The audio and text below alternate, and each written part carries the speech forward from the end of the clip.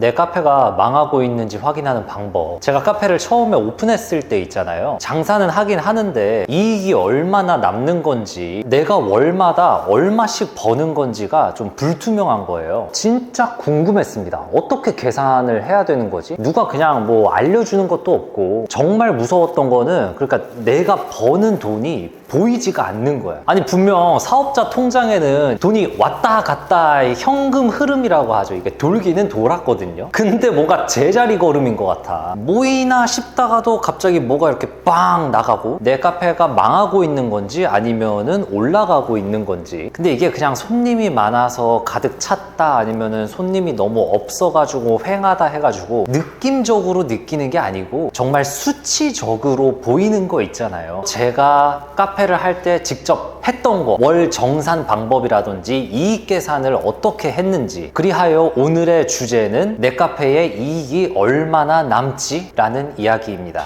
제가 두 가지를 얘기할 건데, 첫 번째는 이익이 어떻게 계산이 되냐, 그리고 두 번째는 가격 설정이라는 것도 우리가 빼놓을 수가 없어요. 아메리카노 얼마에 팔까요? 라는 질문이 되게 많은데, 제가 카페에서 아메리카노 가격 설정을 실수했던 썰까지 좀 알려드려 볼게요. 이익이 어떻게 계산이 되냐. 처음에 저는 이거를 제대로 계산을 했을 때, 와, 진짜 남는 게 하나도 없구나. 나는 이제까지 무엇을 위해서 혹은 누구를 위해서 이런 봉사활동을 하고 있었냐라는 생각이 들었습니다. 허탈하고 패닉에 빠지는 그 느낌이 들었어요. 이익을 계산하기 위해서는 첫 번째로 해야 될 스텝이 있습니다. 가계부 먼저 내가 작성이 되어야 됩니다. 근데 옛날처럼 이거를 뭐 하나, 두 개, 세 개 이렇게 수기로 작성하라는 게 아니고, 요즘은 세상이 좋아졌잖아요. 편하게 가계부 작성을 할 수가 있어요. 근데 이 가계부 작성이라는 이 초기의 스텝이 왜 중요하냐면, 회계나 재테크 상담을 어디 가서 하려고 해도 기본적으로 우리 자신의 데이터가 필요해요. 내가 생활비로 뭐 주거비로 얼마가 나가고, 식비로 얼마가 나가고, 월급이 얼마가 들어오고, 이런 게 일단 데이터화가 뽑힌 다음에 거기서 이제 뭘 할 수 있다라는 솔루션이 내려주는 거지, 아무런 기록이나 데이터가 없이 회계라든지 이익이 얼마가 나올까요? 이거는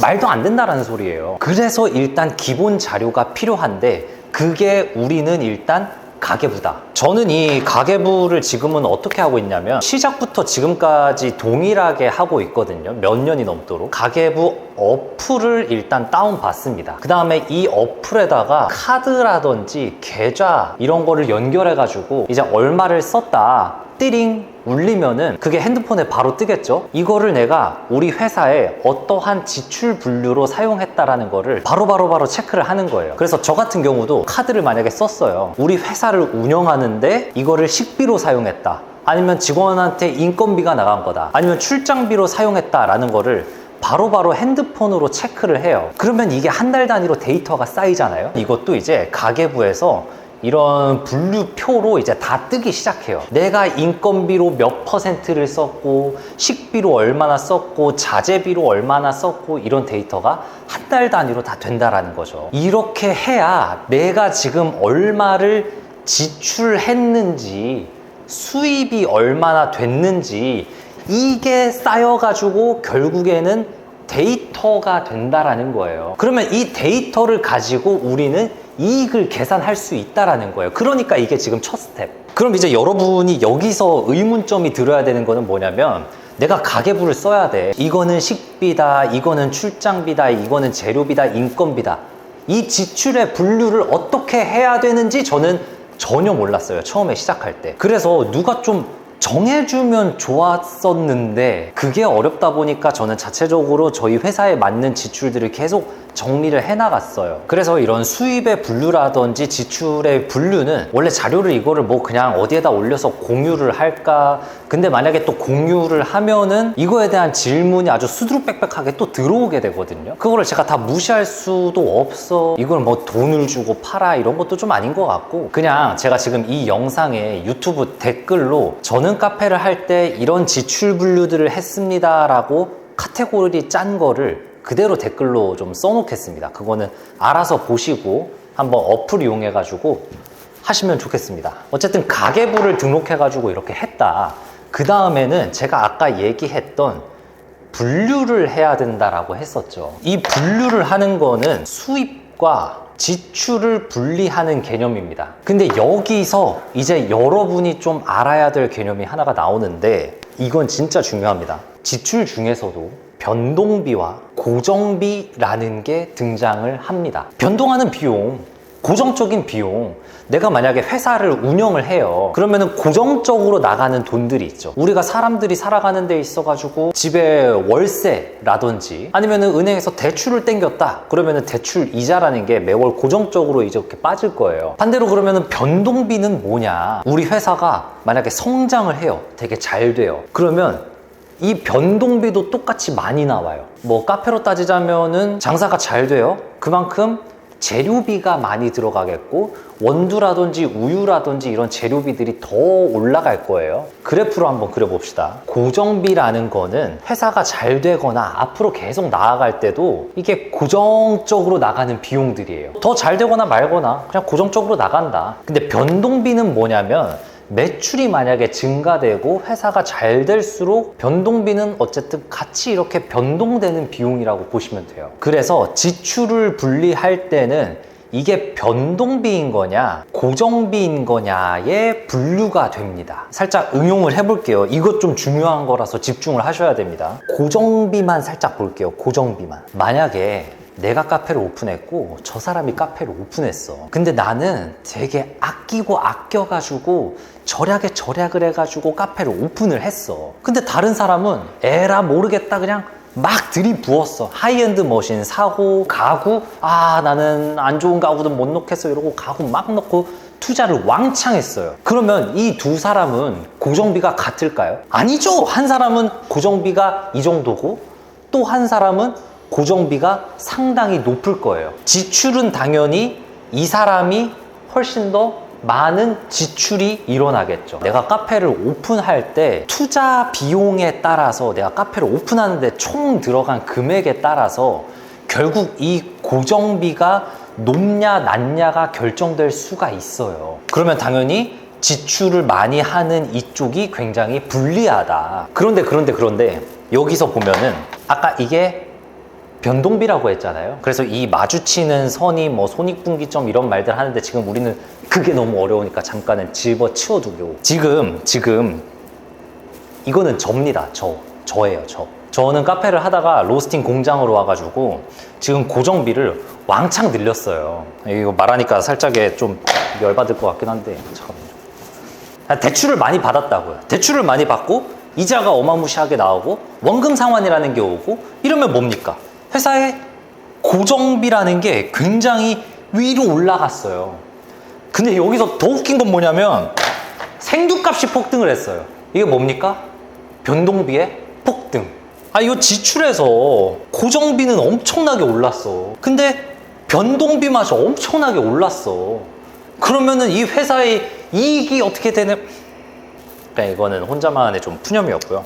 이게 이제 변동비와 고정비였는데 내가 지출 카테고리를 짤 때 이게 변동비인 건지 고정비인 건지 그 두 덩어리를 분류한 다음에 그 밑으로 지출을 찢어서 내려가야 됩니다. 가장 좋은 거는 내가 카페를 초기에 오픈할 때 고정비를 최대한 다운시키는 게 좋겠고 운영을 하면서 변동비, 최대한 로스를 줄이면서 변동비의 상승이 가파라지지 않게끔 운영하는 게 내 카페의 이익적인 구조면에서는 훨씬 더 좋다. 자, 그러면 변동비랑 고정비까지 받고 아까 제가 이 품목들을 댓글로 좀 정리를 하겠다라고 했는데 아니면 요즘에는 네이버에도 프로그램이 되게 많아요. 순이익 엑셀이라든지 손익 엑셀 이런 거 검색하면은 네이버 쇼핑 들어가 보면 그 엑셀 툴 자체를 판매하기도 하거든요. 그런 거를 이용해 가지고 엑셀을 넘겨바꿔서 카페의 이런 손익계산,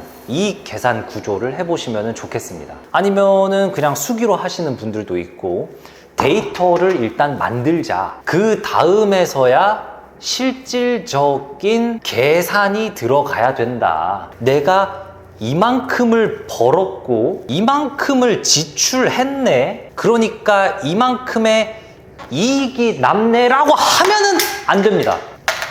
왜 안 되냐면은 우리는 중요한 걸 지금 잊었어요. 네 번째, 대비해야 될 비용들이 있어요. 그럼 이 대비해야 될 비용이 뭐냐? 사람들이 그토록 말하는, 사업자들이 그렇게 무서워하는 세금이라는 것입니다. 대비해야 될 비용은 맨 처음에 카페를 오픈하시는 분들이 3가지 정도라고 생각을 하시면 됩니다. 첫 번째, 감가상각비. 내가 장비를 샀다. 이 장비는 근데 5년 뒤에 같은 값어치를 내지를 않는다.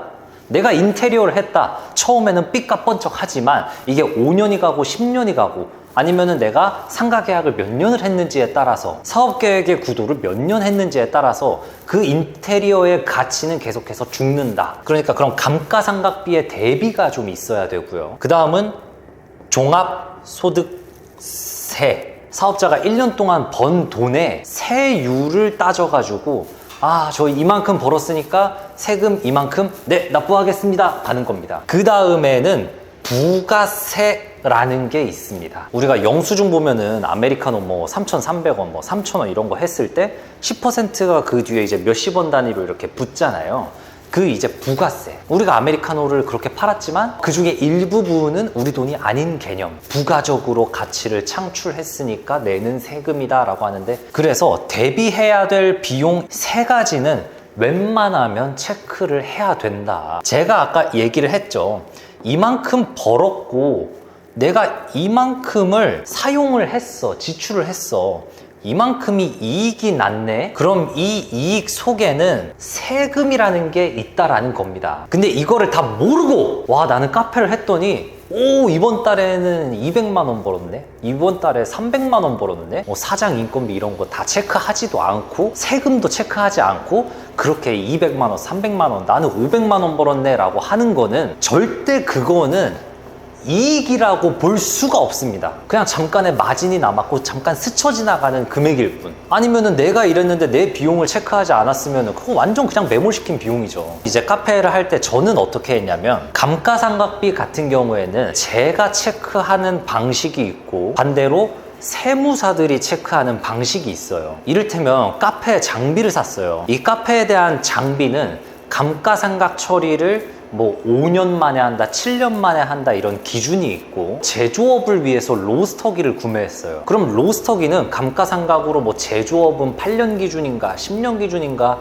기준이 또 달라요. 그래서 세무적으로 하는 계산 방식이 있고, 저만이 개인적으로 하는 방식은 뭐냐면, 내가 만약에 이 장비를 샀어. 초기에 투자를 이만큼 했어. 근데 나는 얘를 한 5년을 바라볼 거야, 아니면 내가 7년 뒤에는 이거를 바꿀 거야 라고 생각을 했으면 그 장비 값을 웬만하면은 7년 만에 혹은 5년 만에 쪼개는 겁니다. 그래서 그게 다달이 나오겠죠. 내가 인테리어를 한 5천만 원을 들이부었어. 근데 나는 이 매장을 만약에 5년 동안 할 계획이잖아. 그러면 진짜 단순하게 접근하자면은 뭐 5천만 원 속에 부가세가 있고 뭐가 있고 이거는 잠깐 집어치워두고 그 5천만 원을 5년, 즉 60개월로 쪼개가지고 내가 월마다 그럼 이 인테리어에 대한 가치의 비용을 얼마나 사용한 걸까를 산정하는 거죠. 그래서 이거는 누군가가 정답을 정해주기는 굉장히 어려워요. 귀찮다 싶으신 분들은 그냥 담당 세무 쪽에다가 저희 감가상각비 지금 얼마나 들어가고 있죠? 물어보고서 정산할 때 처리를 하시는 것도 방법이라고 생각은 합니다. 그 다음 부가세라는 개념은 이제까지 제가 운영을 해봤을 때 제 경험상 그렇게 큰 돈을 쓰지 않는 이상 몇 년 운영을 하다 보면은 매출과 매입의 차이에서 5% 정도가 카페에서는 얼추 비슷하더라고요. 장비를 큰 거 샀다거나 이러면은 돌려받을 부가세가 많다 보니까 계산이 좀 틀어지긴 하는데, 만약에 큰 돈을 안 썼다라면은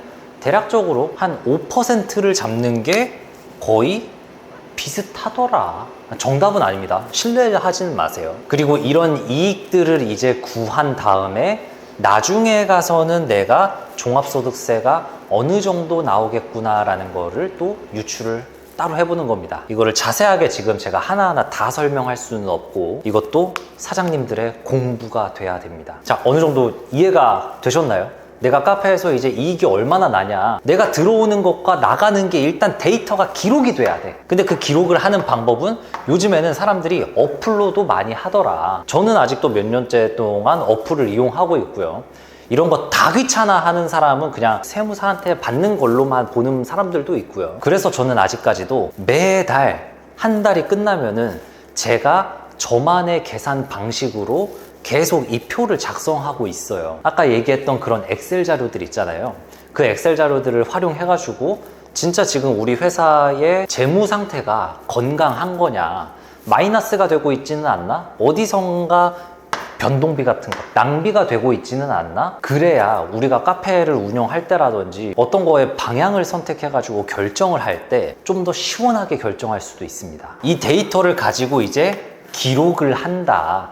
근데 그 기록을 할 때 이런 것들, 나가야 될 비용까지 놓치면 안 된다. 그리고 이 이익을 계산할 때에 중요한 거 하나만 좀 더 얘기를 하겠습니다. 저런 이익을 계산할 때 사장님들의 인건비는 제발 넣었으면 좋겠습니다. 저는 처음부터 지금까지 계속 그러고 있거든요. 만약에 내가 카페에서 하루에 막 10시간씩 일을 했어. 그러면 내가 생각했을 때 내 시급과 내가 한 달 동안 일한 값어치를 구해요. 이거를 그냥 인건비 지출에 넣었으면 좋겠어요. 근데 이거를 아예 안 넣고 나 200만 원 뭐 카페 가지고 이번 달은 벌었어. 만약에 이래요. 근데 사장이 하루에 10시간씩 일을 했다고 칩시다. 그럼 이 사장이 받아야 될 페이는 어딜 가더라도 300만 원 이상이지 않습니까? 그러면 그거 200만 원 번 거는 벌었다라고 할 수가 없어요. 그거는 적자라고 그냥 대놓고 말을 해야 됩니다. 그러니까 제가 아까 처음에 계산을 해봤을 때 제 인건비까지 정식적으로 계산해봤을 때 너무 허탈하고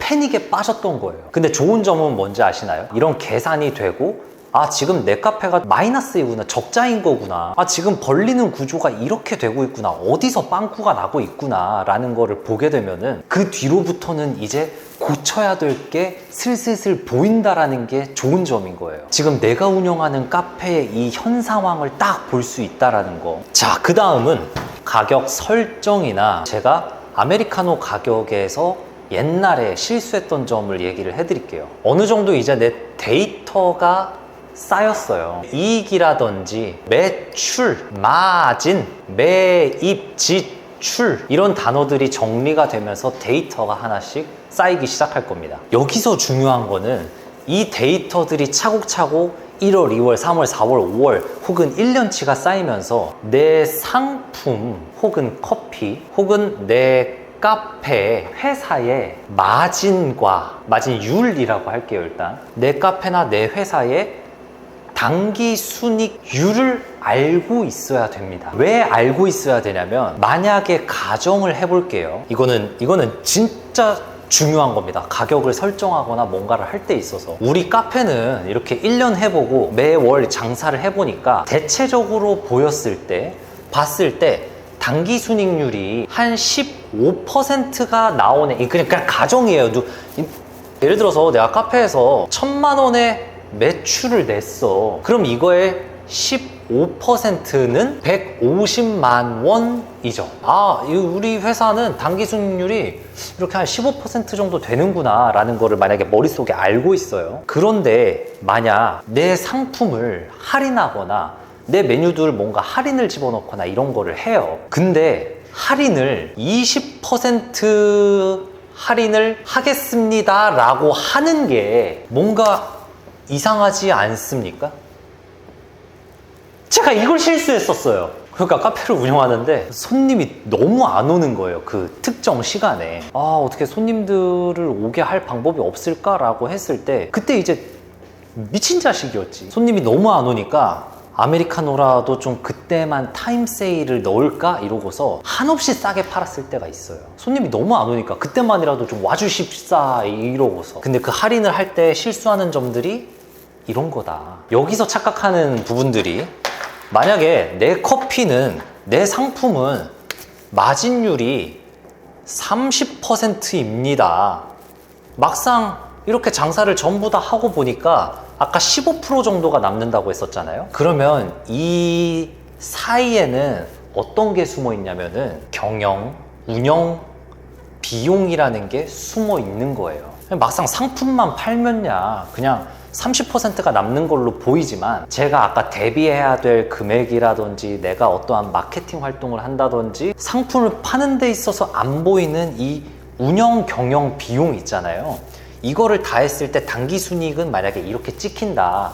그럼 그 사이에는 얘네들이 있는 거겠죠. 근데 나는 마진율이 이렇게 좋으니까 20% 할인 때려가지고 그냥 넣어줘야지 라고 한다면은 오히려 이런 계산들이 안 맞을 수가 있다라는 겁니다. 이거의 살짝의 응용 버전이라면은 누군가는 아유 뭐 이렇게 해가지고 손님들을 그걸로 더 끌고 미끼 상품인 셈 해가지고 다른 거를 또 팔아가지고 취하고 뭘 또 원재료 값을 낮추고 이렇게 활용을 하긴 하지만 저는 개인적으로 제가 회사를 이렇게 쭉 운영해 올 때 상품을 어떻게 할인해 줘야 되는지는 이런 식으로 폭을 잰다. 어쨌든 저희는 로스터리 샵이고 지금 원두 공급을 하는 원두 공장이란 말이에요. 근데 만약에 어디서 저희 원두를 꽤 많이 쓰는데 할인 좀 해주십시오. 근데 할인은 뭐 한 이 정도 해주셨으면 좋겠는데 라는 거를 막 제시를 해요.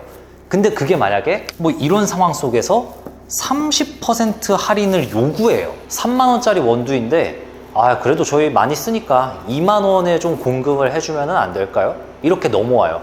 그러면은 30% 할인을 이렇게 치겠다? 그럼 저희는 뭐 하는 겁니까?